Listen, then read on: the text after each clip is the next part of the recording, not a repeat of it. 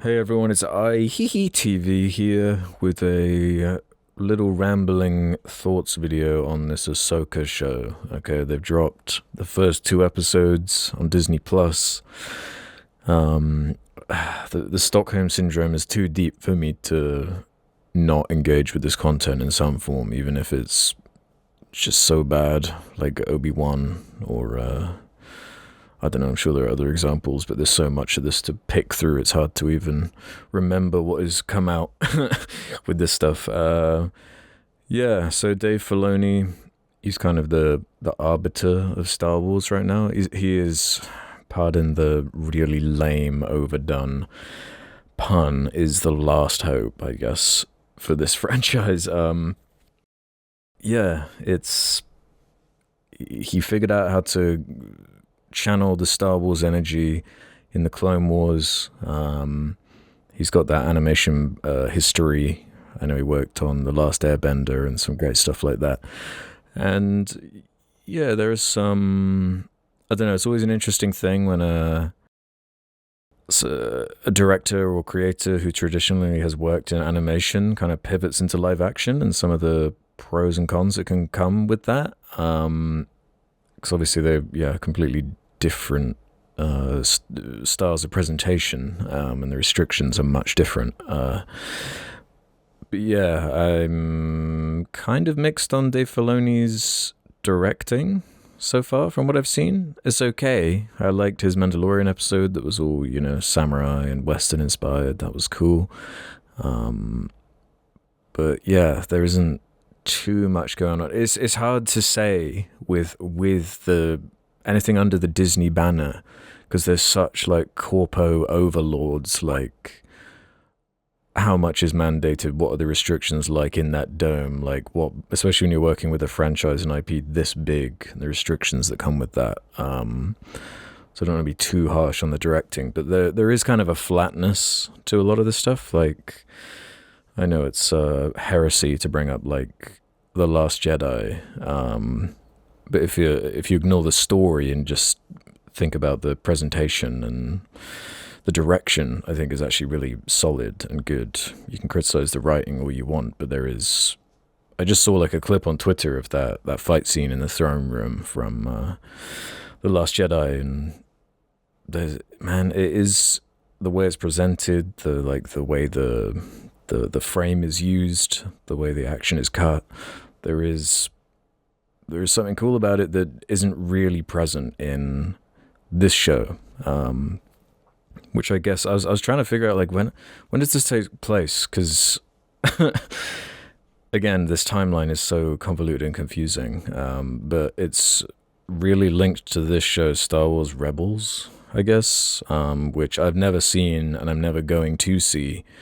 It was enough of a hurdle for me to even engage with that Clone Wars show based on how it looks. And yeah, I don't know what happened here with this, but it's so ugly. It's come on. It looks like a Disney XD show, like it looks like something I'm not interested in. But then the time frame is really interesting if you're talking about like the lore and the time period of the universe. And like I know Thrawn is like a big extended old EU before it was scrapped for the Disney stuff. I know he's like a big fan favorite kind of character in those Timothy Zahn books. I don't know that much about him, but it's kind of a shame that he's relegated largely to this show up until Ahsoka's release. He's not in these first two episodes yet, but the plot's pretty slow, pretty standard. There's like a MacGuffin, there's a map Ahsoka needs to find, because I guess these two episodes are basically a catch-up mini-movie to get you to where this show ends. Man, the disconnect with this art style and like how they look in live action is quite funny. But yeah, so because she's finding a map so she can get to this character Ezra and Thrawn, who are like, I don't know, they're hidden somewhere, they're lost somewhere. They don't like directly recap what happens at the end of Rebels, and I ain't watching it. So it's not really complicated. They need the map to find the guys, the characters that they thought were gone forever. And yeah, Ahsoka is, I guess, a fan favorite character now. I don't know. I like some of her stuff. I like some of her arcs in the Clone Wars are all right. She's kind of an interesting character. There are some weird things to think about with like how Anakin even having an apprentice feels like very the Force Unleashed. You know, it's like Darth Vader had a secret apprentice all along, and it was never mentioned by anybody in the other material, but it happened, okay? And, you know, once a universe gets as big as and expansive as something like this and spans so much content, I do forgive it at a certain point. But yeah, this is Dave Filoni's like character, his main addition to Star Wars, I guess. And I gotta say, I do prefer this character in the animated form. I do prefer just, I guess, the rambunctiousness of that younger version. I know she does show up in Rebels. She shows up in The Mandalorian. She's all over the place, like different ages, I guess different actors. And I'm a big Rosario Dawson fan normally. I think she's a really good actor, but I don't know if it's the writing or just the way it's presented, or I suppose it's only 2 episodes, but I really want to see more range from this character. Because a lot of she's extremely stoic, which I know it's supposed to be a reflection of like her wisdom and her age. She's supposed to be like, I guess, more like Luke in episode 6 type thing. But I don't know. There's like conflict with her and I can't remember this Sabine, who's like her apprentice or used to be her apprentice, and they get back together by the end of the 2nd episode. So hopefully that tension or dynamic will bring more out of the character. I was kind of more into the villains, to be honest. Ray Stevenson, rest in peace. He's cool. I like the character. It's yet another.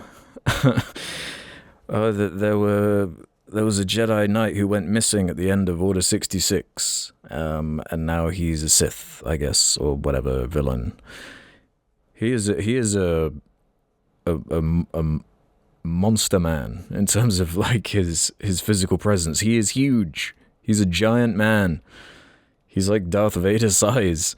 So that's cool. That does give him like an intimidating presence. But there's a little bit of complexity in there with him too. He kind of he has a little scene where he's talking about how it's a shame that he's got to, I guess, murder Ahsoka, or at least try to. And it feels like genuine when he says, when the Night Sister or whatever comments on the sentimentality of it or whatever. One thing I do really like about a lot of this Disney era Star Wars stuff is I think what they do with the ships, like the CG for the ships and the dogfights and stuff, that's pretty spot on to me. And that's one of the core like pillars of Star Wars in my mind, is that like going back to that World War II dogfighting type style that's in most of the movies. And that stuff is cool here. That's kind of the main type of action I enjoy, because otherwise, yeah, you got the lightsaber fights and stuff. They're okay. There's like a weird scene at the beginning where Ahsoka like fights these droids that do look pretty cool. But they initiate a self-destruct sequence which lets off an explosion so comically large. It's like, what? It almost looks like when the Death Star hits or fires the beam onto that planet in Rogue One, you know, and there's like a huge wave of fire that they got to run away from and try and escape. And yeah, I don't know if that was completely necessary and if it needed to be on that scale for that sequence, but again, kind of a nitpick.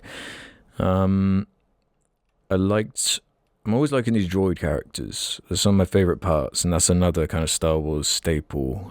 Is having, you got the droids being these. I don't know. They're like R2 and 3PO. They're these kind of bumbling comic relief, but they also have like particular uses. And David Tennant plays.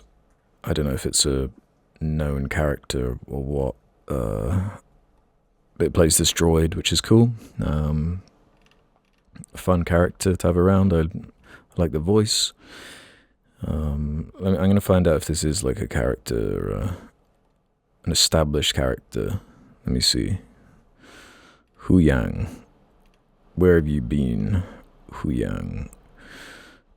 What does it say? 1,000 generations of sabers. Yeah, I can't. Oh. I guess he has been around? Or something? I don't know. A true Star Wars Wikipedia dork can fill me in on that one. Yeah, there is. I don't know. I guess the best thing about Filoni is he does kind of understand the tone. With him, it leans a little bit more kind of like to the somewhat childlike side. Obviously, with that animation background and a lot of the content leaning that way. But it's all right.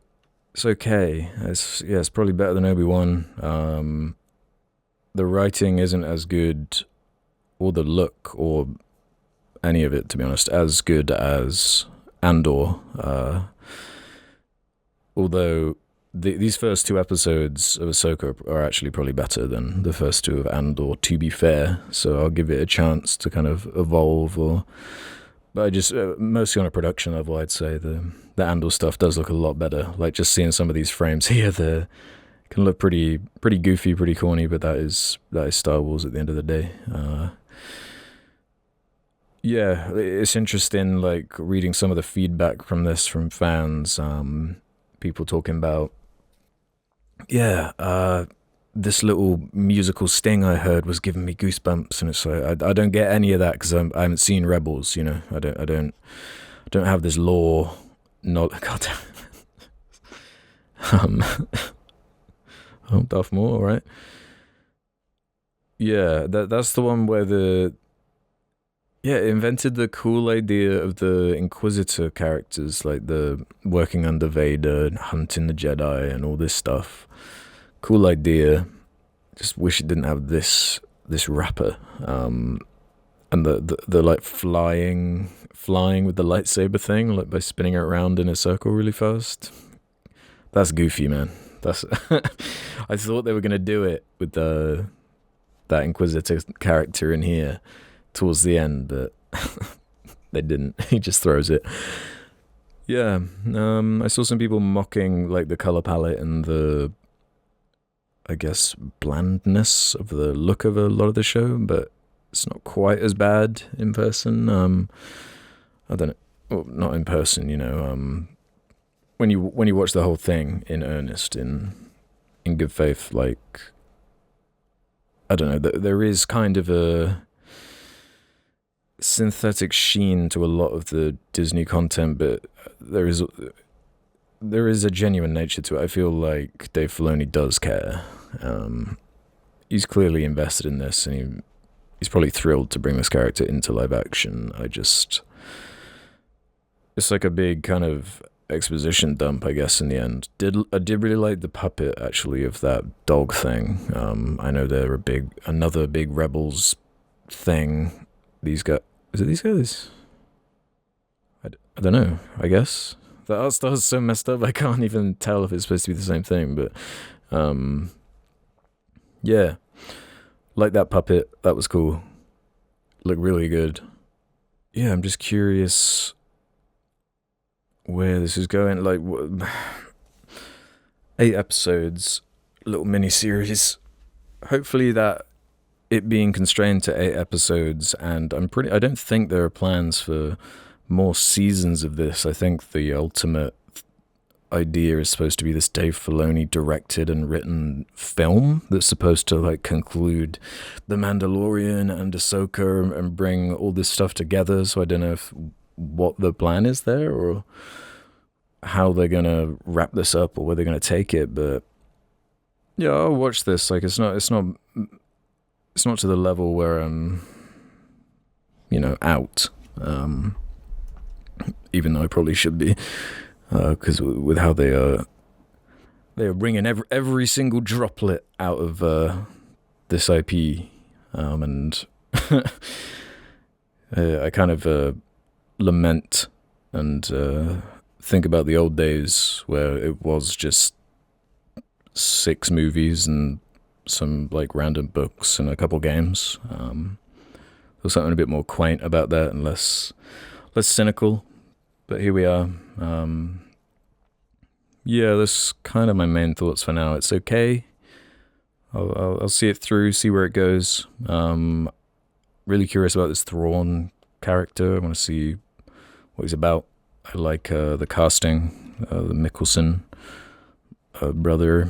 I didn't fully love this sequence with the speeder. She's like, it's like establishing her rebellious character and how she doesn't want to show up for things and is her own person or whatever. But this is kind of what I mean about the flat environment where there's this washed out city and it's like a highway, a ridiculously long highway that's got to be like as long as the airport runway from Fast and Furious. If you know what I'm talking about. It just goes on and on, but there are no other vehicles on it. I don't know if I'm just nitpicking here, but it's just kind of an uninteresting setting. I get why they did it, to have this like little trick and stuff, and it would be expensive to have all the other vehicles or whatever on the road, whatever it's supposed to be, but I don't know, maybe it would have been more effective to me if she was just flying through a natural environment instead of something built to be so empty. Yeah, it just felt like a weird environment. But yeah, I'm just kind of nitpicking now. Let me know your thoughts in the comments below. I'm curious where this is sitting with people. Man, this franchise, this effing franchise.